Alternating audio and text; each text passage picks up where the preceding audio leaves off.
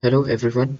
In this series of world affairs, we are going to analyze the news which is coming ahead of Israel and Gaza conflict and ceasefire. Now Israel has declared yellow line as new Gaza border. You can see here this is a Gaza's map, and according to the first phase of ceasefire, this is a yellowish line here. You can see here, and this line is a internationally controlled, but Israel has declared this line as new Gaza border. Let's analyze what is actually this yellow lines declaration mean to the Gaza-Israel conflict, and what could happen, what are the consequences, what are the significance will lead in this yellow line. Now, this here you can see here, this is a Lieutenant General Emil Zamai, military chief of Israel. He officially declared this yellow line as new operational border, and Israel will hold on to current positions, effectively controlling more than half of the territory. This is a Gaza's map, and almost all the half of its territory. This is a territory, and it is now it would be in the control of Israel after uh, drawing this yellowish line. Why this military chief is calling this yellow line as a new operational border? Because he defined that it will act as a forward defensive line for Israeli communities. They can establish control over the Gaza Strip as well.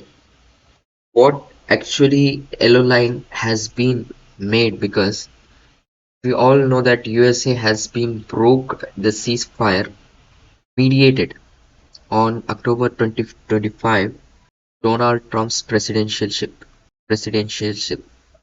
mediated the Gaza and Israel's conflict. In October 2025, USA approved a ceasefire agreement between Hamas and Israel, creating yellow line as temporary measure.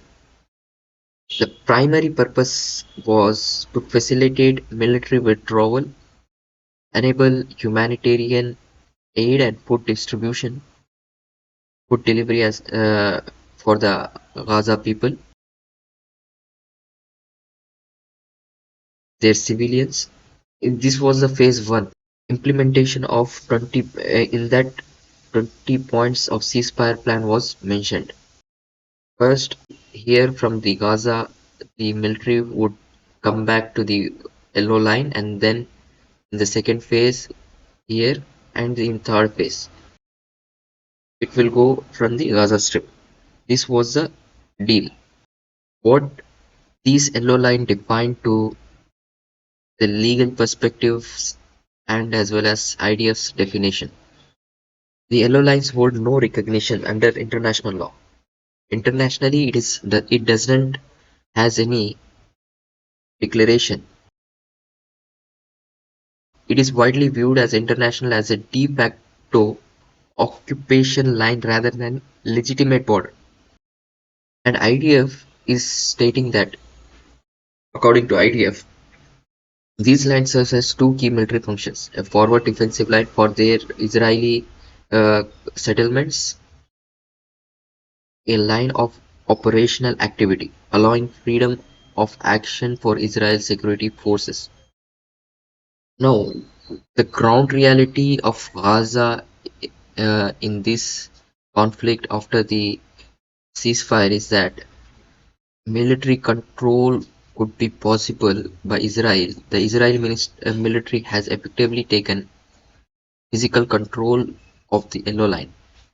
This new reality has imposed strict movement restrictions to Gaza people. Zero mobilization. Gaza Palestinians are completely barred from approaching or crossing this new border. If we looked what are the impact of separations of on Gazans, there would be zero displacement, as you can see here. No one can move forward and towards is uh, Gaza's new yellowish line of control. And you can also see that no agricultural cultivation on the Gaza. Because why I'm saying this, because here the major portion was cultivated as a agricultural land, but right now this line has been under control of Israel. This border is under control of Israel. So there is no possibility of agricultural growth here. Actually, the line has been controlled here to Khan Yunis. Now you can see there is an agricultural loss for the Gaza people as well as humanitarian crisis. Why I'm saying this, because severe humanitarian consequences due to restricted access, loss of land, and continued military presence. Due to this, humanitarian crisis still continues. Now, what are the diplomatic and political significance through these yellow line could have to face for Palestinians and for Israel are territorial territorial loss has been already done to Israel to Gaza people, Gaza citizens. Look at here, and there is a territorial loss. Rafah crossing border is already closed and under control of Israel forces. For Israel perspective, the new there is it will create a new buffer zone, establishing a preventive security line deep within Gaza, and there is a territorial gain for them. The major portion of Eastern Gaza has been control is under control of Israel right now. If we see what actually the ceasefire is actually stating and what is the ground reality. Now in phase one, I already said that the withdrawal from the inner Gaza to the yellowish line and then further pullback to red line and diplomatic international stabilization for stabilized forces and full withdrawal. Actually, what is the ground reality and what are the implications from this yellow line? We can see that forceful military occupation of Gaza of eastern part of Gaza remains active up to yellow line. Why? Because military officials has declared this yellow line as new defensive forward defensive line, and deployment of international stabilization forces appears increasingly impossible under the current conditions. What are the international perspectives? What are the stance of Israeli stance on the uh, yellowish line, and what Palestinians are stating? What globally the community is thinking about this new yellowish line? As usual, Israel is justifying the control beyond the line as a security necessity to prevent Hamas reformation.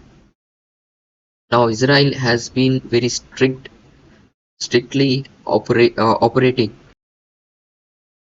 decreasing the Hamas reformation over its territory.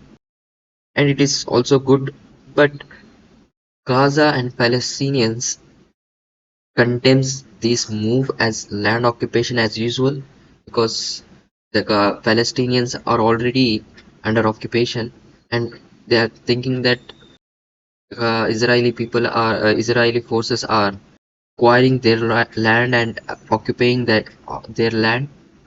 This states that a clear breach of new ceasefire, agreed new, ceasefire. But these are the major concerns happening between Gaza and Palestinian people.